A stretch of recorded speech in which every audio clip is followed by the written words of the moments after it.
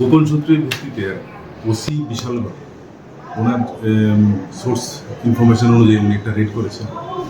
সেটাতে সুব্রত দাসের বাড়ি, সেখানে সে ড্রাগস বিক্রি করে এই ধরনের খবর ছিল আগে থেকেই। তো সেটার অবজারভেশনের উপর আজকে ওসি বিশালগড় অন্য অফিসার সহ সবাই রেড করেছে। রেড করার পর ওর বাড়িতে গিয়ে 210টি কোটা পাওয়া গেছে। পাশাপাশি আর অন্যান্য ট্যাবলেট, যে নেশা জাতীয় ট্যাবলেট, যেগুলি প্রায় 180 পাওয়া গেছে, এবং 2টি মোবাইল। আর এগুলি ধরার পাশাপাশি ওইখান থেকেই আরও 2জন মানে এই জিনিস বিক্রি করে এই ধরনের যারা ইনভলভ, ওরাও মাল নিয়ে যাওয়ার পথে ওরাও পুলিশের হাতে ধরা পড়ে। যারা আটক হয়েছে তাদের নাম কি?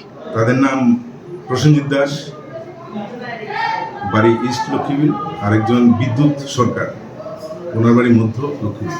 সুব্রত দাসের বাড়ি হচ্ছে অফিসটিলা, ওর বাবার নাম রঞ্জিত দাস। সুব্রত দাসের বিরুদ্ধে বিগত দিনেও বাইক চুরির অভিযোগ রয়েছে। আপনারা কি জিজ্ঞাসাবাদ করে কিছু পেয়েছেন? এখন আমরা সবকিছু জিজ্ঞাসাবাদ করব, এবং কোন কোন কেসে ইনভলভ আছে বা কোন কোন কেসে ওরা আগে ঘটনার সাথে জড়িত ছিল সেগুলি এখন আমরা ইন্টারোগেশনে বের করব, এবং তারপর আবার পরবর্তী অ্যাকশন।